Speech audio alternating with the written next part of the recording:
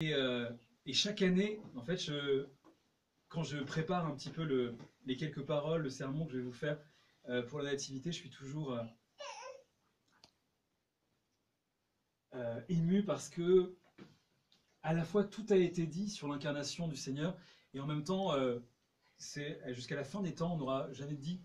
suffisamment à quel point ce qui s'est passé ce jour-là, ce jour que nous fêtons, nous célébrons aujourd'hui, est quelque chose d'absolument inimaginable. Et c'est sans doute l'événement le plus incroyable de toute l'histoire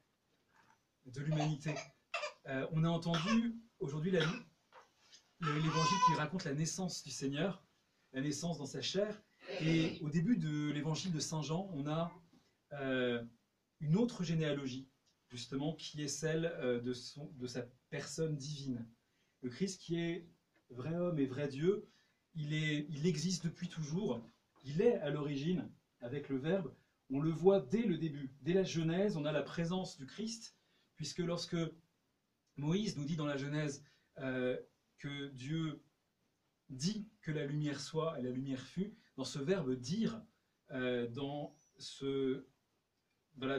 cette expression, il dit, et cela fut fait, eh bien, il s'agit déjà du Verbe de Dieu. On nous dit tout de suite après que l'Esprit Saint planait sur les eaux, et c'est une des choses qui est très importante, c'est de voir que la croyance à la Trinité n'est pas du tout une nouveauté dans le christianisme, elle est précisée, et pour autant, la croyance à la Trinité de Dieu, elle existe déjà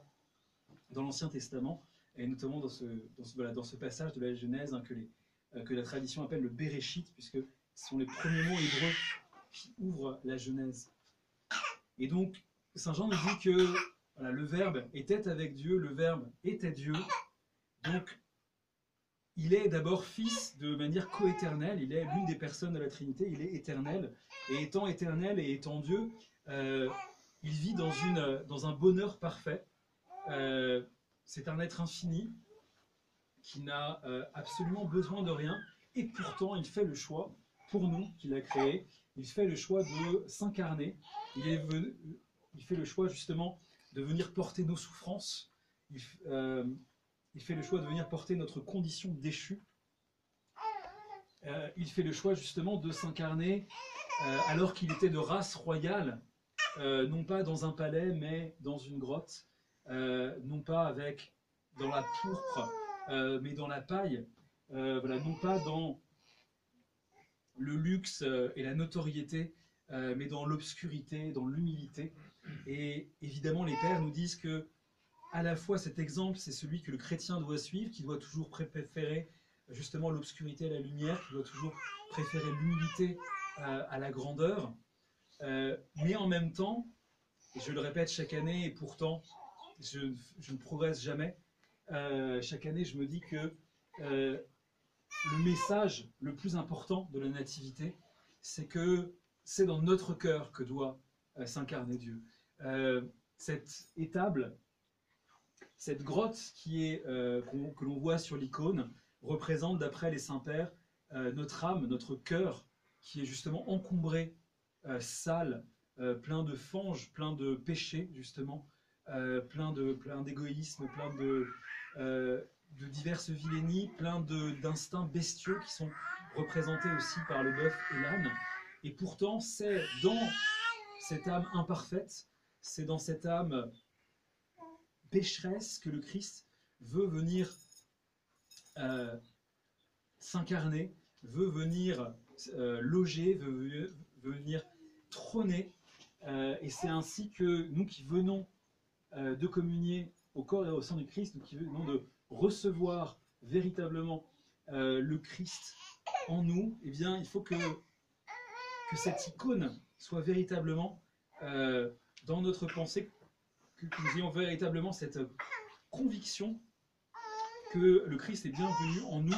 et que, étant venu en nous, eh bien, maintenant, ce que nous devons faire, c'est le conserver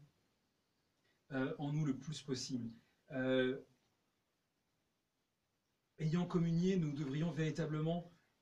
tourner nos yeux vers cette crèche intérieure qui vient d'être purifiée, qui vient d'être nettoyée, qui vient d'être rendue plus extraordinaire qu'un palais princier, qu'un palais nuptial, parce que maintenant, voilà, le Christ est en notre cœur. Et si nous sommes dociles à sa grâce, justement, ainsi que ces deux animaux dont j'ai parlé, qui figurent, bien sûr, le peuple juif et le peuple des gentils, nous disent les pères, mais qui figurent aussi, comme je le disais, nos instincts animaux, si, comme ces animaux, nous sommes dociles, puisque ce ne sont pas justement des bêtes féroces qui sont sur cette icône, mais ce sont bien des animaux domestiques, des animaux très doux, le bœuf et l'âne, domestiqués justement par l'homme, qui portent facilement le joug. Eh bien, si nous arrivons à faire de nos passions ce que les hommes font lorsqu'ils apprivoisent un animal, si nous rendons nos passions dociles, si nous faisons en sorte qu'elles soient soumises à la raison et par la raison justement à Dieu, eh bien nous pourrons véritablement chanter d'une voix encore plus pure, gloire à Dieu dans les hauteurs, paix sur la terre, bienveillance parmi les hommes. Je souhaite donc au Christ de naître dans nos cœurs, et je le souhaite, étant né dans nos cœurs, de nous amener avec lui dans le royaume, dans lequel il n'y aura ni pleurs, ni gémissements, ni soupirs, mais la vie éternelle au nom du Père, du Fils et du Saint-Esprit. Amen. Le Christ